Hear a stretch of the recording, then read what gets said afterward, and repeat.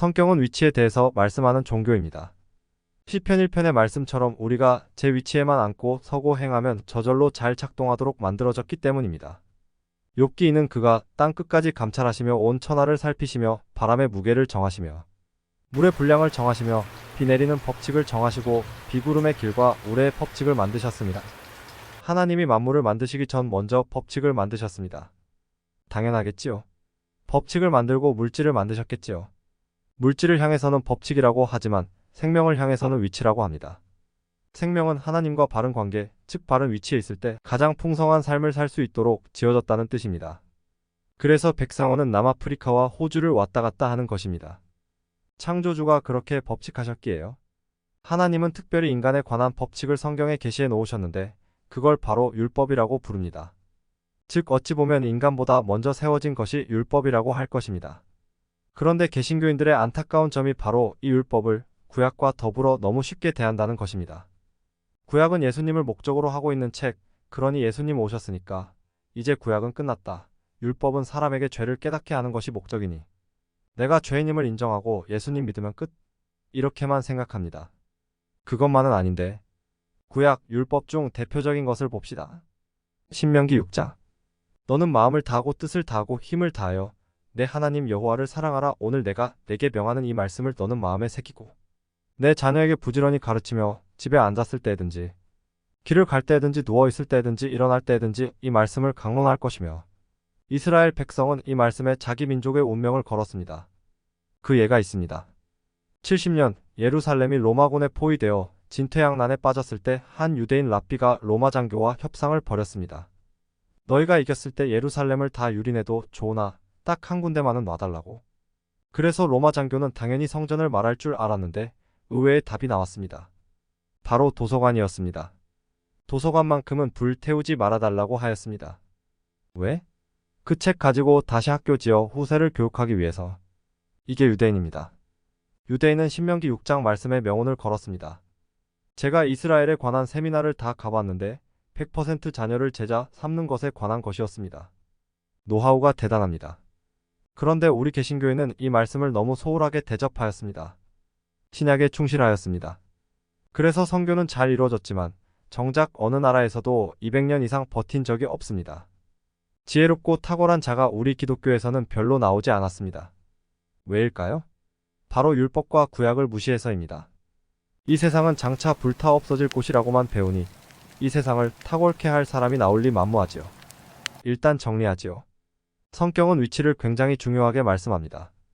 그것이 단지 내가 예수님을 통해 하나님을 믿는 자리에 선다는 것만을 의미하지 않습니다. 더 나아가 성경이 말하는 아버지의 위치, 어머니의 위치, 아내의 위치에 제대로 설 때 가정이 바로 서고 자녀가 제자 삼아지고 탁월한 인물이 나와서 이 땅에 하나님 왕국이 하나하나 이루어지는 것입니다. 그 법칙대로 여부가 쓰여진 것이 이스라엘 역사입니다. 창세기의 그 위치를 벗어난 인간, 그럼에도 다시 인간을 제 위치에 세우시려는 하나님의 모습이 나옵니다. 그래서 아브라함을 부르시고 그를 통해 민족을 이루신 하나님은 죄와 죽음을 상징하는 이집트에서 꺼내는 것을 통해 미래에 이루어질 구원을 보여주십니다. 출애굽기. 그리고는 그 백성에게 법칙을 부여하시고 레위기 그 법칙으로 연단하십니다. 민수기 이제 그 말씀을 재해석해 주십니다. 신명기 이제 그 말씀으로 실제 세상에 나가서 세상을 변화시키며 하나님의 문화를 퍼뜨릴 모습이 나오는데 그것이 바로 오늘 우리가 볼 여호수아서입니다. 요단 서쪽의 아모리 사람의 모든 왕들과 해변의 가나안 사람의 모든 왕들이 여호와께서 요단 물을 이스라엘 자손들 앞에서 말리시고 우리를 건너게 하셨음을 듣고 마음이 녹았고 이스라엘 자손들 때문에 정신을 잃었더라. 그때 여호와께서 여호수아에게 이르시되 너는 부싯돌로 칼을 만들어 이스라엘 자손들에게 다시 할례를 행하라 하시매 여호수아가 부싯돌로 칼을 만들어 이할레 산에서 이스라엘 자손들에게 할례를 행하니라. 여호수아가 할례를 시행한 까닭은 이것이니 애굽에서 나온 모든 백성 중 남자 곧 모든 군사는 애굽에서 나온 후 광야 길에서 죽었는데 그 나온 백성은 다 할례를 받았으나 다만 애굽에서 나온 후 광야 길에서 난 자는 할례를 받지 못하였음이라. 이스라엘 자손들이 여호와의 음성을 청종하지 아니하므로 여호와께서 그들에게 대하여 맹세하사 그들의 조상들에게 맹세하여 우리에게 주리라고 하신 땅 곧 젖과 꿀이 흐르는 땅을 그들이 보지 못하게 하리라 하심의 애굽에서 나온 족속 곧 군사들이 다 멸절하기까지 40년 동안을 광야에서 헤매었더니 그들의 대를 잇게 하신 이 자손에게 여호수아가 할례를 행하였으니 길에서는 그들에게 할례를 행하지 못하였으므로 할례 없는 자가 되었음이었더라. 또 그 모든 백성에게 할례 행하기를 마침에 백성이 진중 각 처소에 머물며 낫기를 기다릴 때 여호와께서 여호수아에게 이르시되 내가 오늘 애굽의 수치를 너희에게서 떠나가게 하였다 하셨으므로 그곳 이름을 오늘까지 삼길가리라 하느니라. 또 이스라엘 자손들이 길갈에 진쳤고 그 달 14일 저녁에는 여리고 평지에서 유월절을 지켰으며 유월절 이튿날에 그 땅의 소산물을 먹되 그날에 무교병과 볶은 곡식을 먹었더라. 또 그 땅의 소산물을 먹은 다음날에 만나가 그쳤으니 이스라엘 사람들이 다시는 만나를 얻지 못하였고 그해 가나안 땅의 소출을 먹었더라. 여호수아가 여리고에 가까이 이르렀을 때 눈을 들어 본즉 한 사람이 칼을 빼어 손에 들고 마주 서 있는지라. 여호수아가 나아가서 그에게 묻되 너는 우리를 위하느냐 우리의 적들을 위하느냐 하니 그가 이르되 아니라 나는 여호와의 군대 대장으로 지금 왔느니라 하는지라. 여호수아가 얼굴을 땅에 대고 엎드려 절하고 그에게 이르되 내 주여 종에게 무슨 말씀을 하려 하시나이까. 여호와의 군대 대장이 여호수아에게 이르되 내 발에서 신을 벗으라 네가 선 곳은 거룩하니라 하니 여호수아가 그대로 행하니라. 5장에서는 참 특이한 일이 일어납니다. 40년 동안 방황하며 학수고대하며 가길 원했던 땅에 막상 도착했는데 들어가 하나님 왕국 이뤄드리고 하나님 문화를 흘려보내는, 그런데 제일 먼저 한 일이 할례라는 것입니다. 즉 포경수술을 한 것입니다. 성경을 잘 읽으려면 이게 성경이다 읽지 말고 내가 그 입장이 돼보는 것이라고 했지요. 지금 사방천지에 적들이 쫙 깔렸습니다. 400년 동안 나가 있다가 갑자기 내 땅이라고 주장하면서 남의 땅에 들어왔기 때문입니다. 적들이 대단히 벼르고 있을 것이 100%인데 그걸 알고서도 하나님은 전쟁을 치를 모든 남자들로 포경수술을 하라고 하십니다. 그 당시는 지금처럼 수술용 칼이나 마취제가 있는 것도 아니고 돌칼, 즉 부싯돌로 사람의 가장 민감한 부분을 잘랐습니다. 창세기에서 야곱의 딸 디나가 강간을 당했을 때 디나의 오빠들이 너희가 디나와 결혼하고 싶다면 할례를 받으라 해서 집단으로 할례를 받았을 때 아물기 전 쳐들어가 그들을 전멸시킨 일을 알고 있을 것입니다. 지금 전쟁을 앞둔 한 민족의 남자 전부가 포경수술을 하고 들어 누워있게 되었습니다. 이게 말이 되는 일인가요? 왜 하나님은 이런 일을 명령하실까요? 하나님은 마음에 작정하신 일은 반드시 하십니다. 사람은 그 하나님의 통로가 될 뿐입니다. 그러나 사람을 통해 이 땅에 하나님 나라를 이뤄가시는데 그때 그 사람에게 꼭 요구하시는 것이 있습니다. 바로 정체성을 분명히 하라는 것입니다. 할례는 신약으로 와서 세례로 대체되었습니다. 세례는 무엇인가요? 세례는 정확한 의미를 전달하지 못합니다. 침례가 가장 정확한 의미를 전달하는데 침례를 보신 분은 알겠지만 예수님 당시 침례는 마을의 강가로 가서 모든 사람이 보는 가운데 온 몸이 물에 잠기는 행위를 합니다. 나는 죽었다는 뜻입니다. 십자가에서 죽으시고 사흘 만에 부활하신 그분과 나를 동일시하는 행위가 바로 침례입니다. 내가 그분께 속하였다는 정체성을 교회 공동체와 마을 모든 사람에게 선포하는 행위가 침례입니다. 무슨 말입니까? 약속의 땅 가나안을 점령하기 위해 가장 중요하고 먼저 해야 할 행위는 바로 내가 누구인가를 확정하는 것이라는 사실입니다. 한국의 유명한 철학자가 이야기했습니다. 현대인들은 어떻게 살아야 하는지에 대해 많이 고민하는데 그 고민은 내가 누군지 알면 다 해결된다는 것이다. 그분이 신앙인지는 모르겠지만 분명한 사실입니다.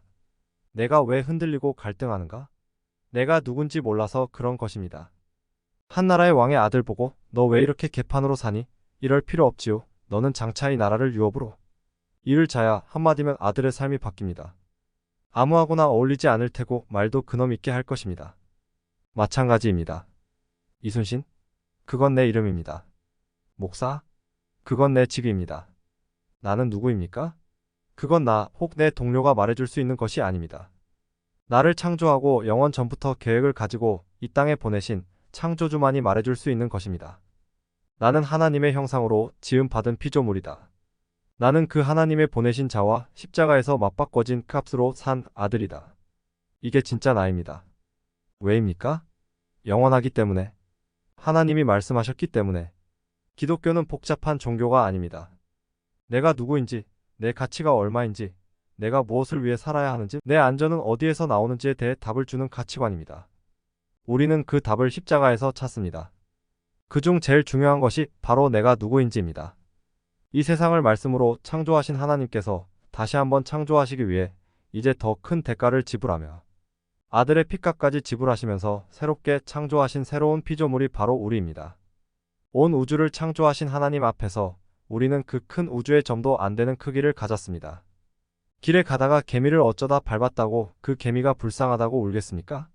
우리는 그 정도도 안 되는데 하나님은 그런 우리 하나를 새롭게 창조하기 위해 아들을 지불하셨습니다.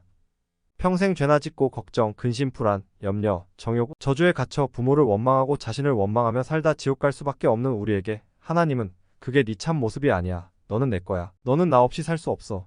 내가 너를 그렇게 만들었거든. 넌 내 아들이야. 너는 내 거야. 네 참 모습대로 살으렴. 이제 웃으렴. 마음껏 자유하렴. 더 이상 운명과 남의 시선, 욕망의 노예가 되어 살지 말고 너답게 살렴. 너는 새로운 피조물이야. 네가 어떤 과거를 살았든 네가 어떤 죄를 지었든 내가 너를 용서해 줄게. 너를 새롭게 해줄게 하십니다. 이걸 아는 게 힘입니다. 세상 사람들은 이게 안 돼서 늘 방황하죠. 자기가 나온 학교인 줄 알죠. 자기가 사는 아파트 평수인 줄 압니다. 남이 나에게 뱉은 말이 나인 줄 압니다. 못생겼다고 못 배웠다고 가난하다고 결손 가정 출신이라고. 그래서 그 콤플렉스를 넘으려고 죽어라 일하고 죽어라 숨기고 죽어라 분노하고 열등해하고 교만해 하다가 그러다 죽습니다. 평생 쫓기면서 숨기면서 두려워하면서 살다가 그렇게 갑니다. 미국의 유명한 크리스천 야구 선수 이야기입니다. 우리로 치면 코리안 시리즈 결승전 7차전 마지막 승부 9회 말 투아웃 주자 만루였지요. 투쓰리. 투수가 삼진을 잡으면 전체 우승, 안타 맞으면 그야말로 역적. 이 투수가 야구 끝나고 그런 이야기를 했습니다. 그 공에 나의 인생이 걸리지 않은 것이 너무 감사했다고. 이게 애수쟁입니다. 어찌 천하보다 귀한 인생이 공 하나에 자기 인생을 걸겠습니까? 삼진 잡으면 잘한 거고 못 잡으면 그만인 거죠. 그런데 세상 사람은 마치 그 공 하나에 자기 인생이 걸린 것처럼 던지고 삼진 잡으면 교만, 안타 맞으면 자살, 안타 맞았다고 죽일 놈, 살릴 놈 이러고. 야구 선수만 그러는가요? 대학 입시 때마다 아이들이 자살을 하죠. 자기가 가고 싶은 학교 못 갔다고. 또 하나 우리가 분명히 해야 할 정체성, 그건 바로 우리는 하나님 나라의 군사라는 것입니다. 출애굽기 바로가 너희의 말을 듣지 아니할 터인즉 내가 내 손을 애굽에 뻗쳐 여러 큰 심판을 내리고 내 군대, 내 백성 이스라엘 자손을 그 땅에서 인도하여 낼지라. 우리는 나 하나, 내 가족 하나 건사하라고 평생 그것만을 위해 살라고 부름받은 존재가 아닙니다. 하나님이 40년간 새로운 세대를 광야에서 연단하신 것은 단지 이스라엘 백성이 살 땅덩어리를 차지하도록 위함이 아니었습니다. 예수님을 구세주로 고백하고 그분의 군사로 살기로 작정한 사람들로 하여금 가나안 땅, 즉 원래 창조주 하나님께 속하였으나 그 하나님께 등을 돌리고 하나님의 형상을 다 빼앗긴 채 사단의 가치관을 따르면 살다 죽을 수밖에 없는 그 세상으로 들어가 그 가운데에서 빼앗긴 하나님 나라의 가치관, 한마디로 샬롬의 가치관을 세워가라고 부르신 모델되라고 여호수아서를 기록하셨습니다. 그래서 여호수아서의 가장 핵심 인물은 바로 갈렙입니다. 85세의 나이에도 정복해야 할 땅을 달라고 하는 그 정신을 하나님은 우리에게 요구하십니다. 미국의 어느 유명한 목사님 이야기입니다.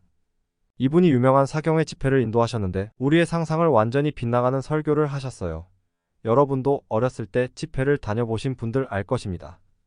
예수님을 영접하면 이런 유익이 있다고 하면서 자 이제 예수님 믿을 사람 손들어라 하면서 영접을 유도하는 것을 본 기억이 있을 것입니다. 이것이 대부분의 강사가 하는 99%의 일인데 미국의 이 유명 강사는 반대로 말씀하셨죠. 너희 예수님 영접하면 더 이상 내 인생의 주인은 내가 아니다. 이제 예수님을 로마 시대 사람들이 황제에게만 부르던 칭호 주라고 예수님을 부르며 따르다 순교까지 당한 것처럼 그렇게 믿어야 하는데 너희 할 수 있겠느냐면서 복음을 전하셨다는 이야기를 읽은 적이 있습니다. 맞습니다. 우리는 너무나 값싼 복음에 취해 있습니다. 예수님 믿으면 아파트 평수가 넓어지고 신분이 상승하고 많은 사람에게 존경받는 그 복음은 잘 알지만 정작 예수님을 위해서 우리가 손해보고 고통받으면서도 그분 나라의 통로로 살아야 하는 그 복음은 애써 외면합니다.